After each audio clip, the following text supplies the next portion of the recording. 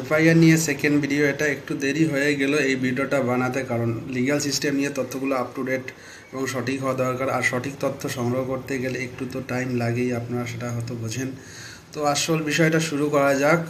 অনেক গুরুত্বপূর্ণ তথ্য রয়েছে এই ভিডিওটিতে, তো আশা করি মনোযোগ দিয়ে শুনবেন আপনারা।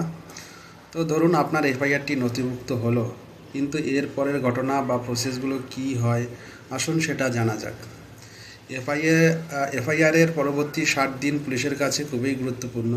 এই 60 দিনে পুলিশ কোনো পার্টিকুলার এফআইআর নিয়ে তদন্ত করে সমস্ত রকম প্রমাণ সংগ্রহ করার চেষ্টা করেন। কে দোষী, কোনো প্রত্যক্ষদর্শী আছে কি না, কোন কোন ধারা কার্যকর করা হবে, এইসব নিয়ে একটা কেস সামারি তৈরি করে কোর্টে পেশ করেন। এটাকে বলা হয় চার্জশিট। সাধারণত পুলিশের কাছে 60 দিন থাকে চার্জশিট জমা দেওয়ার। কিন্তু যদি এমন কোনো অপরাধ হয় যার মিনিমাম শাস্তি 10 বছর, সেক্ষেত্রে পুলিশের কাছে 90 দিনের সময় থাকে চার্জশিট জমা করার। এই চার্জশিট তৈরি করে একজন ইনভেস্টিগেটিং অফিসার, যাকে আইও বলা হয়।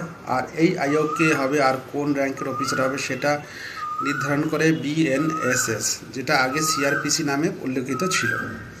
তো এফআইআর হওয়ার পর থেকেই নর্মালি পুলিশের কাজ শুরু হয়ে যায় চার্জশিট বানানোর।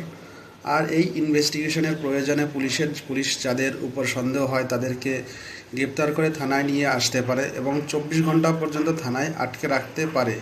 কিন্তু কোনো শারীরিক বা মানসিক নিগ্রহ তো দূর, একটা গালিও কিন্তু পুলিশ দিতে পারেন না অ্যাকর্ডিং টু দ্য ল। কিন্তু বাস্তবে হয়তো সেটা খুব কমই দেখা যায়।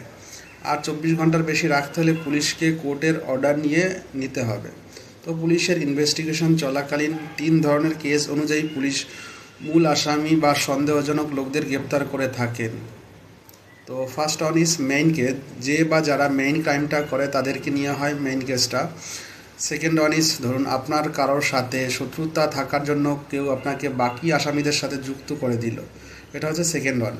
তো থার্ড ওয়ান কীরকম হতে পারে, পুলিশ সন্দেহের বশে কাউকে গ্রেপ্তার করলো কিন্তু তিনি হয়তো সেই অপরাধের সাথে যুক্ত নয়।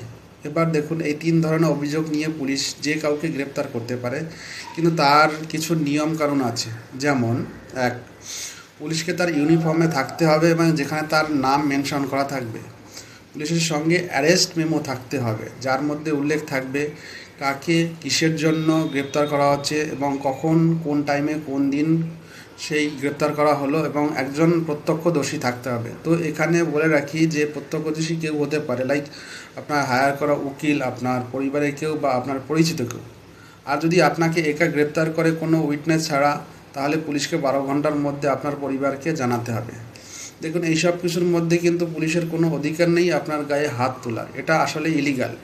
আর আপনি যদি বিনা অপরাধে পুলিশের দ্বারা শারীরিক বা মানসিকভাবে নিগৃহীত হয়ে থাকেন, আপনি চাইলে পুলিশের এগেনস্টে কমপ্লেন করতে পারেন এফআইআর করে। আপনারা হয়তো ভাবছেন আমি কী সব বলছি, পুলিশের এগেনস্টে কমপ্লেন করলে পুলিশ আরও হ্যারাস করবে, এই ভেবেই হয়তো আপনারা অনেকে অনেক অন্যায় সহ্য করে থাকেন। কিন্তু আপনাদেরকে এমন কিছু পদ্ধতি বলবো যাতে পুলিশের একদম উপরের লেভেলের অফিসারদের আপনি স্পিড পোস্টের মাধ্যমে কমপ্লেন করতে পারেন, কোনো থানায় না গিয়ে। ভুল করেও থানায় গিয়ে পুলিশের এগেনস্টে কমপ্লেন করতে যাবেন না, তাতে আপনার বিড়ম্বনা আরও অনেক গুণ বেড়ে যাবে। ঠিক আছে?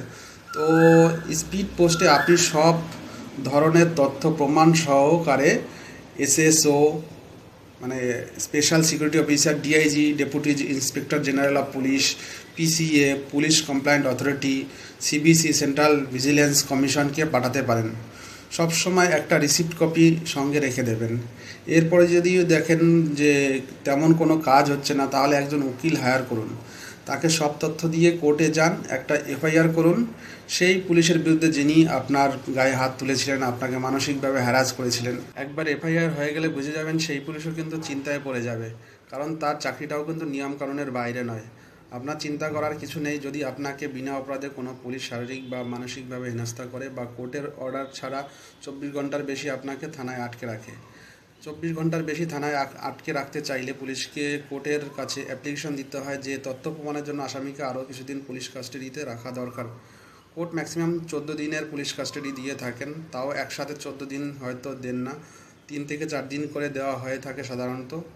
তো ধরুন পুলিশ কোর্টের পারমিশন নিয়ে 14 দিন পুলিশ কাস্টাডিতে রাখলো এবং কেস চলতে লাগলো।